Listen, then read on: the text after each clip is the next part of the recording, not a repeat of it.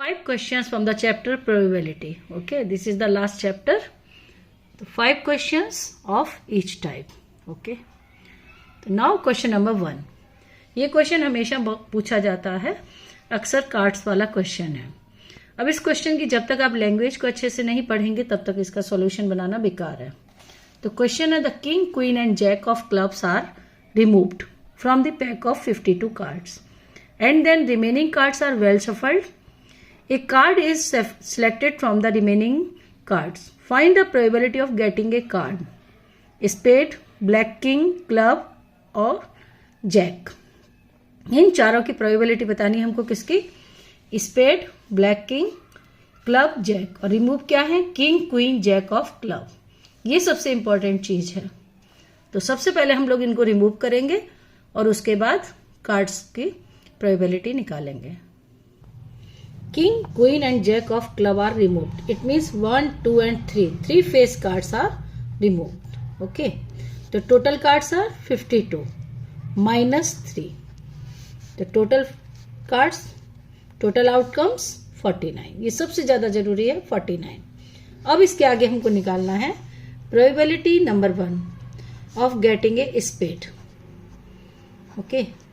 तो number of total spade कितने होते हैं? नंबर ऑफ, फॉर्मूला लिख देना है यहाँ पर, नंबर ऑफ फेवरेबल आउटकम्स. ये हर बार आपको लिखना है बाई टोटल आउटकम्स. अब आपको पता है कि स्पेड के कार्ड कितने होते हैं? 13 और टोटल आउटकम्स है आपके 49. ये हो जाएगी probability of getting a spade. Number 2. Second है a black king. Probability of a black king. अब ऑलरेडी एक ब्लैक किंग रिमूव है. ब्लैक किंग कितने होते हैं? 2 होते हैं, जिसमें से कि एक जैक क्लब भी ब्लैक होता है. तो एक क्वीन किंग रिमूव्ड है, तो हमारे पास कितना बचेगा? सिर्फ किंग 1 आउट ऑफ 49. ठीक है, ब्लैक किंग 2 थे जिसमें से एक रिमूव है तो एक ही बचेगा. इसी तरीके से थर्ड में probability of club, A card of club. अब देखिए, क्लब के 3 कार्ड्स रिमूव्ड हैं. टोटल कार्ड कितने होते हैं? 13. तो 13 माइनस 3 10 आउट ऑफ 49. आप लोग इसको थोड़ा लैंग्वेज में लिख के बनाएंगे, हर बार फॉर्मूले से इसको सॉल्व करेंगे. ठीक है. नेक्स्ट क्वेश्चन नंबर 4 में निकालना है of jack. Probability of getting a jack. अब देखिए, टोटल जैक होते हैं 4. टोटल जैक होते हैं 4, जिसमें से 1 आपका रिमूव है, जैक ऑफ क्लब. तो कितने बचेंगे? 3. तो number of favourable outcomes 3 and the total outcomes 49. ये आपकी चारों प्रोबेबिलिटी है. ठीक है. चलिए क्वेश्चन नंबर 2. क्वेश्चन नंबर 2 है, in a single throw of 2 dice find the probability of getting a prime number on each dice. और सेकेंड है, टोटल ऑफ 9 और 11. ठीक है. Single throw of 2 dice. 2 dice के लिए हमारे टोटल आउटकम्स आते हैं 36. देखिए, अब हम लोग बनाते हैं. देखिए, when the 2 dice are thrown the total outcomes 36 like this 1 1 1 2 1 3 and इस तरीके से. ठीक है. अब आपको जो निकालना है क्या है कि find the probability of getting a prime number on each dice. देखिए, ईच डाइस प्राइम नंबर्स आपके क्या होते हैं? 2 3 5. यही 3 प्राइम नंबर होंगे 6 तक. तब देखिए, ईच डाइस, तो ये तो 1 है सब में, इसमें तो किसी में भी प्राइम नंबर नहीं हो सकता दोनों पर. एक आउटकम ये हो गया 2 2. लिखते जाएंगे, ये दोनों प्राइम है. 2 3 भी प्राइम है और 2 5. 2 4 तो 4 प्राइम नहीं है, 2 5 को ले लेंगे यहां पर. ठीक है. अब 3 की लाइन में ये दोनों प्राइम नहीं है, लेकिन ये दोनों प्राइम है, ये भी दोनों प्राइम है, ये भी प्राइम है. यानी 3 केसेस आएंगे 3 के साथ, 3 2 3 3, क्योंकि दोनों डाइस पर आपका प्राइम नंबर होना चाहिए. अब 4 के साथ तो हो ही नहीं सकता, क्योंकि 4 तो इवन नंबर है, प्राइम नहीं है. 5 के साथ में ये केस आ सकता है, 5 2 5 3 5 5. यहां पर लिखेंगे 5 2 5 3 एंड 5 5. ये हो गए आपके फेवरेबल आउटकम्स. कितने हैं? 1 2 3 4 5 6 7 8 9. ठीक है. तो हम लोग लिखेंगे प्रोबेबिलिटी ऑफ गेटिंग ए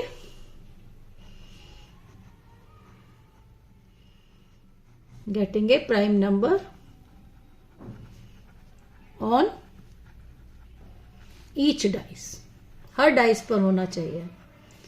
तो ये आपका हो जाएगा, कितने हैं 9 डिवाइड बाई टोटल आउटकम्स 36, और इसको लोएस्ट फॉर्म में करना जरूरी है 1/4। ठीक है। और सेकंड केस आपका है the sum of both a total of 9 और 11। अब देखिए यहां पर भी हम लोग इसके लिए भी फेवरेबल आउटकम्स लिख लेंगे ताकि क्लियर रहे कि हमारे कितने आउटकम्स हैं, गिनती में गड़बड़ नहीं होना चाहिए। देखिए सम 9 का सम यहां से आ ही नहीं सकता है, इसमें भी नहीं आ सकता है। 2 6 तो 8 होता है, यानी इन दो लाइन में सम 9 नहीं आएगा। यहां पर भी जो सम 9 आएगा वो आएगा ओनली 3 6 का, यानी एक कंडीशन हो गई 3 6, तो इसकी रिवर्स भी होगी 6 3, और 5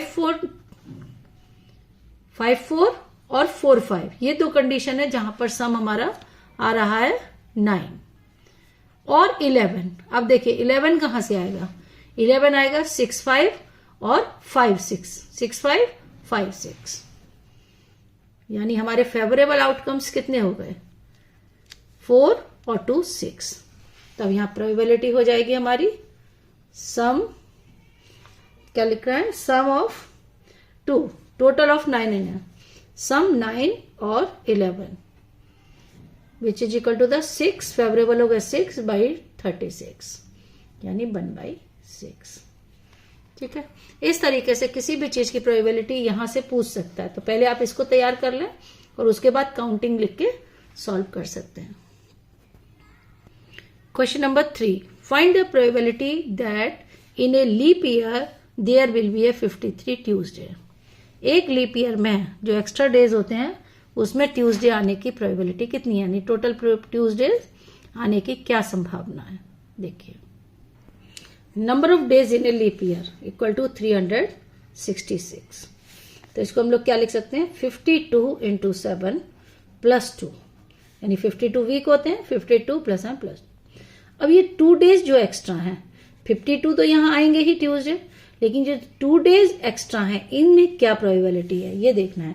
तो अब पेयरिंग करेंगे 2 डेज की, तो देखिए पहले दिन मंडे ट्यूसडे, फिर ट्यूसडे 2 दिन है ना, पहला दिन मंडे हो दूसरा ट्यूसडे, ट्यूसडे है तो वेडनेसडे, ये पेयर बनाने हैं वेडनेसडे थर्सडे, थर्सडे हमको यहां से टोटल आउटकम निकालना है फ्राइडे, और फ्राइडे सैटरडे, फिर सैटरडे संडे, और संडे मंडे। ये सब 2 डेज का आपको समझ में आ रहा है कि जो एक्स्ट्रा 2 दिन है या तो मंडे ट्यूसडे होगा, या Tuesday Wednesday, Wednesday Thursday, Thursday Friday, Friday Saturday, Saturday Sunday, Sunday Monday. यानी ये कितने हैं 1 2 3 4 5 6 7, यानी जो टोटल आउटकम्स हैं वो बन रहे हैं आपके 7। अब इससे आप लोग कोई भी अगर ट्यूसडे पूछ रहा है तो भी ऐसे ही बनाना है, मंडे पूछे, कोई भी डे पूछेगा लीप ईयर में तो यही होगा। ठीक है, तो टोटल आउटकम 7। अब फेवरेबल ट्यूसडे कहां पर आ रहा है, कितने दिन ट्यूसडे पढ़ सकता है, कितने पेयर हैं, मंडे ट्यूसडे, ट्यूसडे वेंसडे, इन सब में तो ट्यूसडे नहीं है, तो फेवरेबल हो गए 2। तो अब यहां पर लिखेंगे probability of getting A Tuesday. ठीक है, तो ये हो जाएगी आपकी 2/7। अगर ये नन लीप ईयर होता तो यहाँ 365 डेज होते, ये 1 डे एक्स्ट्रा बचता। तो जब एक ही दिन होता तो मंडे ट्यूसडे वेडनेसडे ऐसे करके आते 7 डेज, तो टोटल आउटकम तो 7 ही रहते, लेकिन जो फेवरेबल होता वो 1 होता, तो उसकी कंडीशन क्या बन जाती 1/7। अगर लीप ईयर नहीं है तो किसी भी दिन की आने की प्रोबेबिलिटी 1/7, लेकिन लीप ईयर में 2/7। ओके, 4th क्वेश्चन एकदम आसान लिए हैं क्योंकि कभी कभी पूछता है, बस इसमें क्या है कि आपको कंफ्यूजन नहीं होना चाहिए।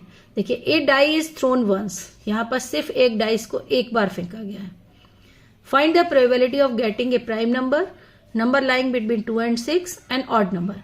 और यहां पर क्या था, a single throw of 2 dice, मतलब एक दोनों डाइस 2 डाइस पड़ रहे हैं, तो इससे दोनों में डिफ्रेंशिएट आपको करना जरूरी है। तो जब एक डाइस आएगी तो फेवरेबल आउटकम्स क्या होंगे? 1 2 3 4 5 6। जो टोटल आउटकम्स हैं